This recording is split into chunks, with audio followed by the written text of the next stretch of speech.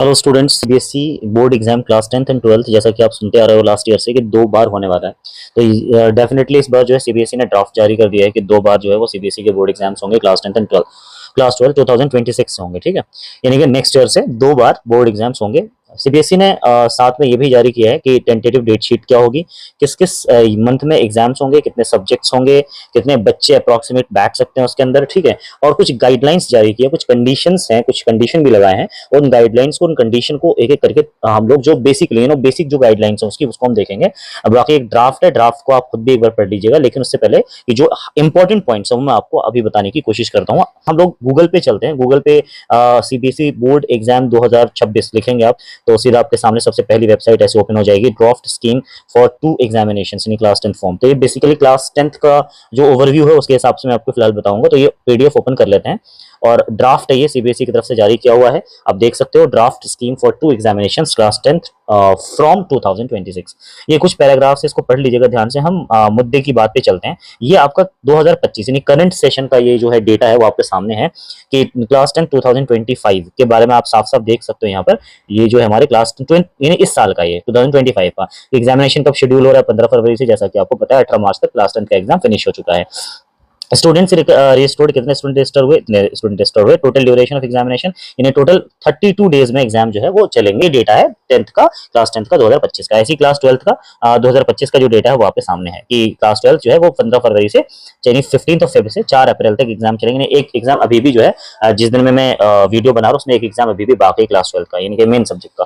तो ये है एग्जामिनेशन। अब ये क्लास 12 के परफॉर्म आई मीन ओवरव्यू है जो 2025 के। अब हम चलते हैं 2026 पे, जो कि एक्चुअली जो बताने आया हूं इस वीडियो में। 2026 क्लास 10th में एग्जामिनेशन शेड्यूल। अब इसको और से देखिएगा आप लोग ध्यान से। सबसे पहला क्या है, एग्जामिनेशन शेड्यूल, यानी कि शेड्यूलिंग पहले बता दी गई आपको कि फर्स्ट फेज जो होगा, पहला सेट ऑफ एग्जाम जो होगा वो 17 फरवरी को, ध्यान दो बच्चों, 17 फरवरी से 6 मार्च के बीच में होगा।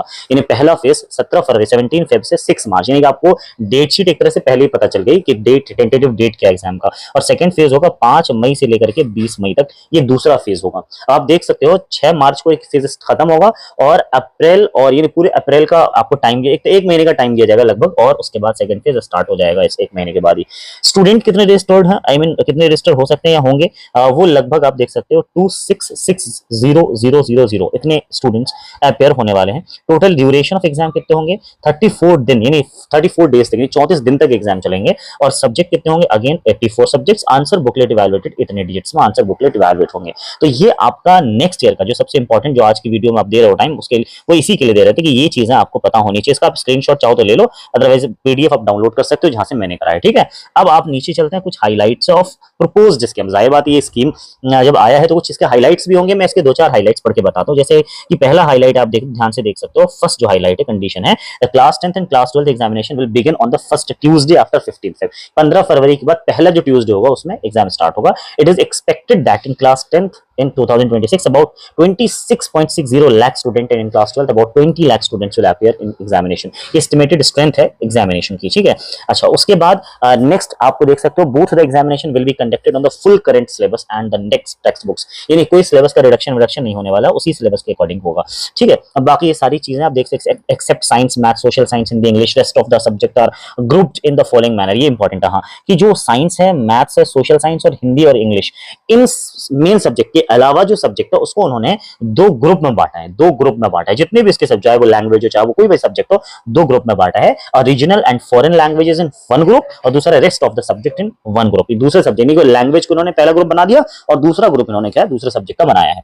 अब हम बात करते हैं आगे नेक्स्ट। अब कुछ और इंपॉर्टेंट पॉइंट छोड़े, सारे पॉइंट्स इंपॉर्टेंट है, बता रहा हूं मैं आपको, पूरा पढ़ना है, लेकिन कुछ उसका अब देखो यहाँ पर ना इन्होंने एक subject group will be as follows. जो ग्रुपिंग की अभी हम बात कर रहे थे उसमें कौन कौन से ग्रुप, तो लैंग्वेज 1 में इंग्लिश को रखा गया है, लैंग्वेज 2 में हिंदी को रखा गया है। ऐसे ही इलेक्टिव में जो इंपॉर्टेंट, जो मेन सब्जेक्ट है, साइंस है, मैथमेटिक्स है, सोशल है, ये सारे, तो ये ग्रुपिंग एक बार आप ध्यान से पढ़ लीजिएगा। आप चलते हैं नीचे, the indicative schedule of the examination, कि आप शेड्यूलिंग कैसे होगी एग्जाम की। देखो एक टेंटेटिव है, ये एकदम फिक्स्ड नहीं है, बट ड्राफ्ट के अकॉर्डिंग जो है उसको हम सही मानेंगे थोड़ा बहुत, कि सब्जेक्ट जैसे पहला मैथ्स है तो 17 तारीख को क्या होगा, 17 फरवरी को मैथ्स का ट्यूसडे एग्जाम रहेगा। ठीक है, मैथ्स ऐसे ही दूसरे दिन 18 को कोई एग्जाम नहीं, नो एग्जाम लिखा हुआ है, देख सकते हैं आप यहाँ पे ध्यान से देखो, जो देखो यहाँ पे आप देख सकते हो कि 17 तारीख को मैथ्स है, दूसरे दिन कोई एग्जाम नहीं है। फिर से rest of the subject first phase, यानी पहले फेज का दूसरा रेस्ट ऑफ द सब्जेक्ट होगा इस बीच में। उसके बाद आते हैं 20 फरवरी को, फिर से कोई एग्जाम नहीं, 21 को सोशल साइंस है, रेस्ट ऑफ द सब्जेक्ट यानी कि दूसरे ग्रुप का जो सब्जेक्ट है वो इस बीच में होंगे, यहाँ पे जो भी लिखा हुआ है, ठीक है। फिर 24 को नो एग्जाम, फिर साइंस होगा 25 फरवरी को। तो इस तरह से एग्जाम की शेड्यूलिंग है बच्चों, ध्यान से इसको देख लीजिएगा, इसका स्क्रीनशॉट चाहो तो ले लो, ठीक है। उसके बाद इस तरह से ये डेट शीट एक तरह से आपकी, ठीक है ना, एक डेट शीट आपकी, ठीक है। अच्छा अब चलते हैं क्लास 10 का था, अच्छा क्लास 10 का ये फर्स्ट फेज का था, ये पहले फेज का था। अब यहाँ से देखो सेकंड फेज का, यानी पहले फेज की डेट शीट ऊपर और यहाँ से सेकंड फेज की डेट शीट है, यहाँ से स्टार्ट होगी। और सबसे पहला एग्जाम जो स्टार्ट होगा वो मैथ्स का होगा, और देख सकते हो डेट क्या है बताना आप लोग, मैथ्स है 5 मई में स्टार्टिंग में, पहला पेपर मैथ्स का ही होगा इसमें, ठीक है। ऐसे ही फिर सोशल साइंस है, मेन सब्जेक्ट की अगर हम बात करें तो फिर साइंस है, थर्ड सब्जेक्ट जो हमारा 13 मई को। तो इस तरह से एग्जाम्स का पैटर्न, यानी आपकी शेड्यूलिंग रहेगी, ये आपका शेड्यूल है। अब कुछ पॉइंट्स है जो नीचे लिखे हैं, सारे पॉइंट्स को पढ़ देखो, ये सारे पॉइंट्स है जो इंपॉर्टेंट देख रहे हो आप, ये सारे पॉइंट्स को पढ़ना जरूरी है। और इनमें जो इंपॉर्टेंट जो मेन पॉइंट्स है वो मैं आपको बता दूं। इसमें जो मेन ये है कि देखो आपको एग्जाम जो देना है उसमें दोनों एग्जाम में बैठना नहीं। देखो आप जैसे फर्स्ट एग्जाम आपने दे दिया, पहले एग्जाम में देने के बाद आपको लग रहा है कि यार कुछ तो ऐसे हैं जो मेरे मार्क्स या तो कम हो गए, जो परसेंटेज है मेरी वो बहुत लो गई है, आपको एज ए इंप्रूवमेंट एग्जाम आपको दिल कर रहा है कि मैं कोई इंप्रूवमेंट एग्जाम टाइप दूं, तो आप इसके लिए एग्जाम 2 यानी फेज 2 में बैठ सकते हैं। याद रखना जो पहला एग्जाम होगा उसकी जो मार्कशीट होगी वो आपको फिजिकली दी नहीं जाएगी, डिजी लॉकर पर अपलोड कर दी जाएगी, जिस बेसिस पर आप क्लास 11th में एडमिशन ले सकते हो,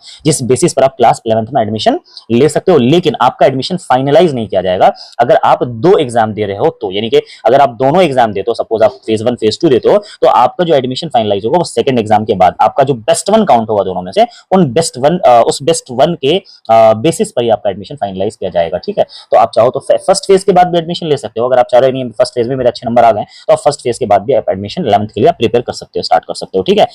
चलिए तो ये मेन, उसके बाद और कुछ है देखो इसमें, और सेकंड एग्जामिनेशन एलओसी वगैरह के बारे में तो आपको स्कूल से ही बता दिया जाएगा क्या है बाकी। हाँ इसमें एक चीज और, एक पॉइंट है यहाँ पे देखो, पॉइंट नंबर 20, फर्स्ट या second examination will also act as supplementary. ऐसा कोई सप्लीमेंट्री एग्जाम पहले होता था ना, वो समझ लो एक तरह से शिफ्ट हो गया, सेकंड एग्जाम ही आपका एक लाइक सप्लीमेंट्री एग्जाम हो जाएगा, ठीक है। चलिए उसके बाद आगे कुछ और बातें देखते हैं। School will be assist for becoming an examination centre and issues the letter certificate, यानी स्कूल किसी न किसी, जैसे पहले सेंटर लगता था वैसे ही होगा आगे, no self centre will be allowed, कोई सेल्फ सेंटर फिक्स नहीं किया जाएगा। अच्छा उसके बाद candidates as predefined eligibility will be allowed to appear in the first examination, जाहिर बात है पहले एग्जाम में तो आप एलिजिबल हो ही देने के लिए। Performance of first examination will be made, ये इंपॉर्टेंट जो मैं आपको बता रहा था कि परफॉर्मेंस जो भी आपका पहले एग्जाम का परफॉर्मेंस होगा will be made available in the DG locker, एक मार्कशीट की तरह आपको सॉफ्ट कॉपी की तरह आपको दिखेगी डीजी लॉकर पे, जिसके बेसिस पर आप एडमिशन ले सकते हो किसी स्कूल में जाकर के क्लास 11th में। This could be used for admission to class 11th if students does not wish to appear in second examination. अगर आप सेकंड में अपीयर नहीं होना चाहते तो आप पहले ही डीजी लॉकर से आप ले लो मार्कशीट, जो भी आपका सॉफ्ट कॉपी में उसको उठाकर क्लास 11th में एडमिशन ले सकते हो। All the candidates will be issued passing document after the second examination. बेटा याद रखना सेकंड एग्जामिनेशन के बाद ही फाइनल जो पासिंग डॉक्यूमेंट एक्चुअली आपका सर्टिफिकेट है वो जारी किया जाएगा। और उसके बाद नीचे आते हैं पॉइंट नंबर 30 में देखो, practical internal assessment will be done only, एक ही बार प्रैक्टिकल इंटरनल असेसमेंट जैसा होता था वैसे ही होता आएगा, एक ही बार होगा वो, ठीक है।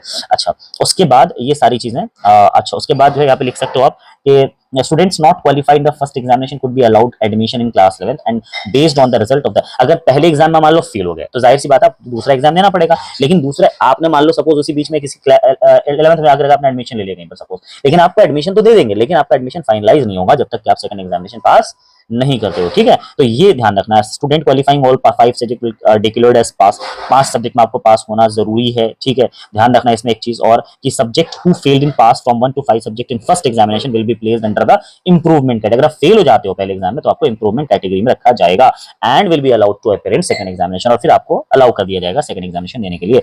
The syllabus for the examination for any will be as the syllabus of the year of examination, मतलब syllabus will be same, syllabus में कोई चेंज नहीं है। तो ये सारे इंपॉर्टेंट पॉइंट्स है बच्चों, इसको ध्यान से आप लोग और पढ़ लीजिएगा। ये मेन जो बात थी जो मैं आपको बताया है, ये मैंने मेन बात बताई जो आपको जानना बहुत ज्यादा जरूरी था, ये इन्फॉर्मेशन देना था। और आप लोग चूंकि अभी एग्जाम कंप्लीट हो चुका है, सेशन स्टार्ट हुए, रिजल्ट आया नहीं है, रिजल्ट भी आपका बहुत जल्द जो है पेपर तो करेक्शन स्टार्ट हो गई होगी, तो आप जो है इस बीच में टाइम वेस्ट मत करना बेटा, आप टाइम कुछ ना कुछ जिस स्ट्रीम में आपको जाना है कहीं ना कहीं उसकी जो पढ़ाई है वो आप स्टार्ट कर दो, बिल्कुल भी मत बैठो। और जो है आपको पता है कंपटीशन कितना ज्यादा और फेज में कंपटीशन है बच्चों, आपको 10th के बाद याद रखना। तो इसलिए कंपटीशन के लिए अपने आपको बहुत अच्छे तरीके से प्रिपेयर करते रहो कि किसी भी टाइम को आपको वेस्ट नहीं करना, जाया नहीं करना है, ठीक है। एक एक मिनट, एक एक सेकंड आपके लिए बहुत कीमती है, बहुत प्रेशियस है। मिलते हैं नेक्स्ट वीडियो में। Thank you so much. अगर आप नए हो तो इस चैनल को सब्सक्राइब कर लेना, ताकि जो इन्फॉर्मेशन है और जो पढ़ाई है वो दोनों साथ साथ कर सकते हैं। Thank you.